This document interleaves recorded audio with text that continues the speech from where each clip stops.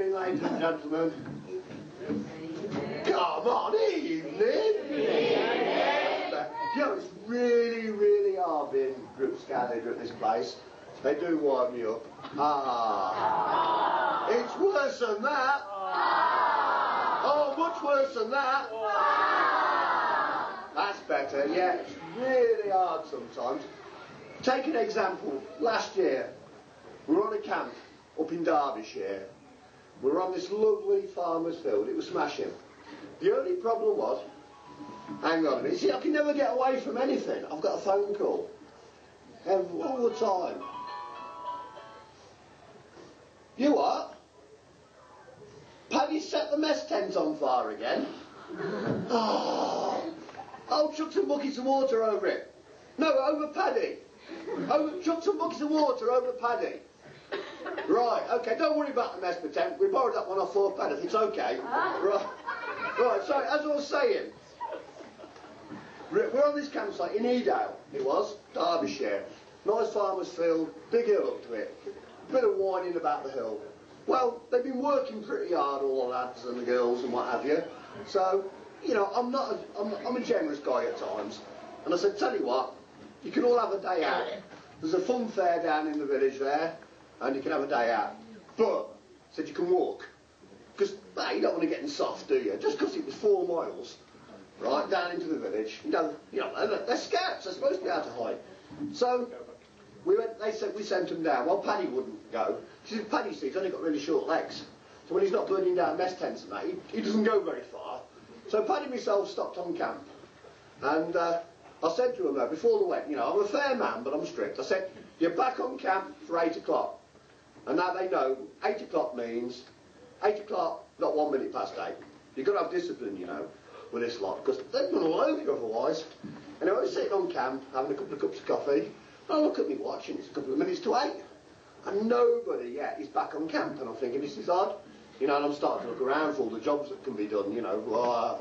Anyway, 1 minute past 8, Steve was the first scout back on camp. He said, Steve, 1 minute past 8, lad, where you been? And he said it was like this, Woody. He said, we're in the fun fair, like, you know, and we're on the waltzer, and we're a bit late coming off. So we legged it. I legged it. And I got to the bottom of this really steep hill and I saw this hill. You know what it's like, Woody? He said, it's like 3 miles of that. He said, I know I'm going to be late. So at the bottom, though, there's a farmer hires out ponies for pony checking. So I used my scout initiative, he said. So I hired out one of these here ponies. And I start to ride it up the hill. But halfway up the hill, the pony dropped dead on me. Just dropped dead. Just dropped. He said, so I had to walk into camp. And that's why I'm late. He said, that's no excuse. You know my rules. He said, there's a load of billies over there once grubbing. Off you go, I said. Off you go. He was a bit upset. I sat there. About 5 minutes later, Jim walks back on the side. Jim, now where you been then?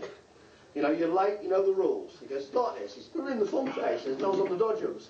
I got off the Dodgems a bit late. Better make it fast back to the camp. So I got to the bottom of the hill, and he said, it's a big steep hill.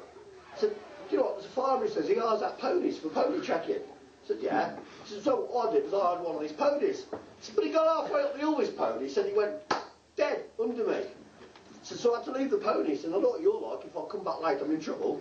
So he said, I've got up the hill as fast as I can, and here I am. He said, 5 minutes late, he's not good enough. Toilet sneak cleaning, off you go, I said, you know.